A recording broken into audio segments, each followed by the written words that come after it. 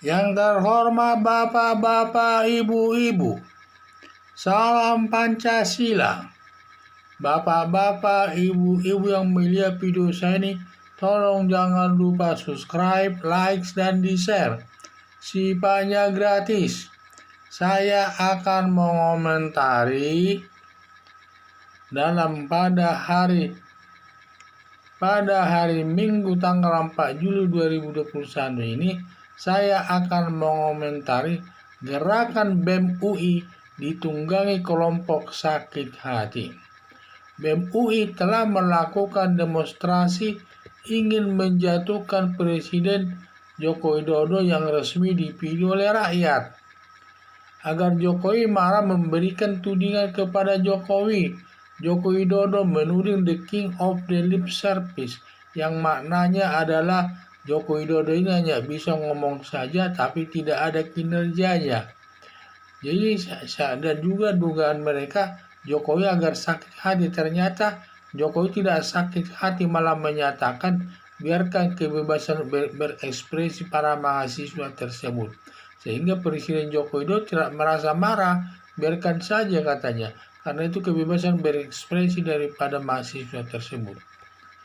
Tindakan atau langkah BEM UI untuk menjatuhkan Presiden diduga BEM UI ditunggangi kelompok yang merasa disakiti Presiden Joko Widodo, kekayaannya diambil negara, dan partai politik merasa tidak dibantu, antara lain kelompok cendana. Banyak kekayaan anak cendana, harta kekayaannya diambil negara. Jadi harta kekayaannya dulu ini, bapaknya mantan Presiden Soeharto tuh banyak korupsi dulu selama 30 tahun. Di mana diduga hasil korupsinya itu dikuasai oleh anak-anaknya. Sekarang pemerintah ingin mengambil satu persatu harta kekayaan daripada cendana tersebut. Karena itu diduga dari hasil korupsi, berarti uang rakyat. Antara lain di mana setelah diambil Taman Mini Indonesia Indah dan juga Gelora Bung Karno. Menuntut Bambang Triatmojo mengembalikan uang 36 miliar karena dia waktu itu sebagai ketua olahraga melakukan pertandingan olahraga di mana dia mengutang kepada negara sebanyak 36 miliar dan sampai sekarang belum dibayar. Demikian juga Tommy Soeharto, ada kekayaannya, katanya dia menggugat jalan tol itu di pinggir jalan tol, ternyata tanahnya kakaknya dan bukan tanah Tommy Soeharto. Jadi menjadi permasalahan mereka semua, sehingga mereka merasa sakit hati ingin menjatuhkan Presiden Joko Widodo tersebut. Di Cikeas,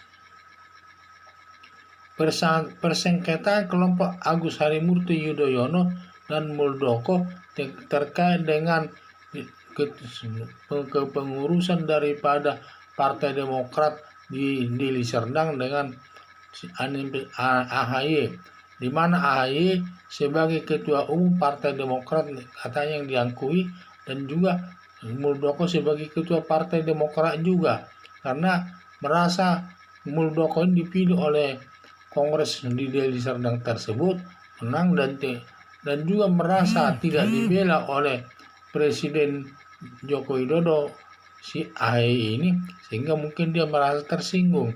Dan juga SBY ini pernah mendaftarkan Partai Demokrat sebagai partai pribadinya kepada Menkumham, tetapi ditolak oleh Menkumham tersebut, sehingga sakit hatinya bertumpuk-tumpuk lah ya.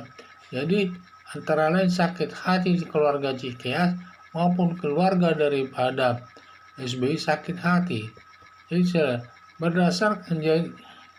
berdasarkan keluarga cendana dan Cikeas yang disita kekayaannya oleh Presiden Joko Widodo menunggangi BEM UI untuk menjatuhkan Presiden Joko Widodo dengan harapan mereka dapat berkuasa lagi.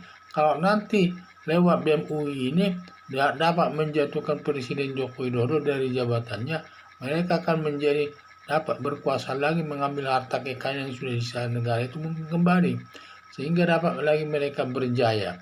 Itulah harapan saya, polisi agar menindak BEM UI dan yang menungganginya sesuai dengan aturan hukum yang berlaku guna tertibnya negara di Indonesia ini. Dan juga langkah daripada Presiden Joko Widodo perlu kita dukung untuk mengambil harta kekayaan daripada yang dikuasai Soeharto dulu karena penuh dengan perbuatan korupsi. Sekarang dikuasai anaknya. Belum lagi uang-uang yang ada di Bank Dunia sana. Banyak uang yang disimpan di sana pada saat itu. Dan sekarang sedang mau diproses juga. Akan diambil juga uang tersebut. Karena semua itu menjadi kekuasaan daripada cendana tersebut. Terutama yang paling sudah nyata diambil pemerintah, kekayaan cendana tersebut adalah Gor Cendana, Gor. Gor itu ada Gelora Bung Karno tersebut. Itu kalau dihitung berapa miliar itu harganya, triliunan mungkin ya. Baru juga Taman Mini Indonesia sudah berhasil diambil itu. Jadi masih banyak lagi harta kekayaan Soeharto ini yang belum diambil oleh negara. Karena uang yang diperolehnya dulu itu merupakan perbuatan korupsi. Sehingga pada saat Presiden Joko Widodo berkuasa, bisa dia mengambil harta itu semua untuk kepentingan rakyat. Sekian dan terima kasih.